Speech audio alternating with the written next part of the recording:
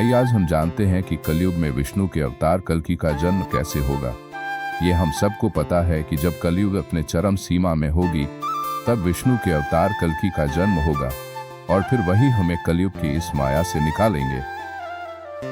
अब वह वक्त आ चुका था जब कल्कि का जन्म संभाला में होने वाला है और भगवान विष्णु कल्कि के रूप में इस दुनिया में आने ही वाले हैं। और यह वक्त भी आ चुका था कि सारे चिरंजीवी देवों को भी यह पता चले कि विष्णु अवतार कल्कि इस धरती पर आने वाले हैं कलयुग का अंत करने के लिए। यह संदेश पहुंचाने का जो कार्य मिला था वह था परशुराम जी और व्यास जी क्यों।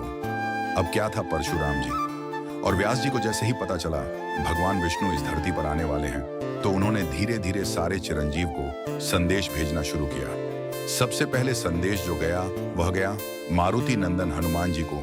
आप सभी को पता है हनुमान जी अमर हैं। 14 लाख वर्षों से वह इसी दिन का इंतजार कर रहे थे क्योंकि वह राम जी और सीता माता के प्रिय थे। इसी वजह से उन्हें यह कार्य करने के लिए चुना गया था।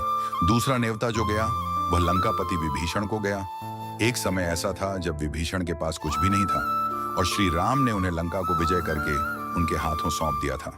और इसी के साथ उन्हें यह वरदान भी दिया गया कि आप सदा अमर रहोगे और मेरे कल्कि रूपी अवतार जब इस धरती पर आएगा तो आपका उसे कार्य में एक बहुत ही बड़ा हाथ है। बस क्या था विभीषण इसी बात के लिए इतने दिन तक भगवान विष्णु का इंतजार कर रहे थे। उधर हनुमान जी को जैसे ही यह पता चला कि श्री राम का और एक अवतार कल्कि इस धरती पर आने वाले हैं तो वह भी तुरंत अपने स्थान और जो ध्यान अवस्था में बैठे थे उसको त्याग करके संभला की ओर निकल जाते हैं। इसी के साथ विभीषण को भी जैसे इस बारे में जानकारी मिलती है तो विभीषण भी अपने शक्तियों के साथ संभला के लिए निकल जाते हैं।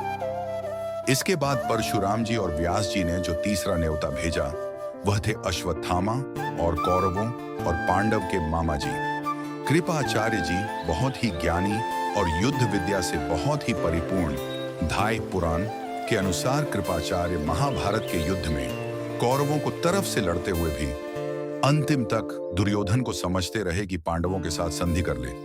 बस इसी स्थिरता के कारण श्री कृष्ण ने कृपाचार्य को चिरंजीव होने का उन्हें वरदान दिया था और उन्हें भी यह कहा था कि जब वह कलयुग में अवतार लेंगे तो उनके लिए एक बहुत ही बड़ा कार्य निर्धारित किया गया है। गुरु कृपाचार्य को जैसे इस बारे में पता चलता है कि भगवान विष्णु कृष्ण इस धरती पर कल्कि रूपी अवतार में आने वाले हैं वह भी तुरंत संभाला के लिए निकल जाते हैं। आगे की अध्याय के लिए आप हमारे साथ जुड़े रहे और प्लीज इस चैनल को सब्सक्राइब और लाइक कीजिए।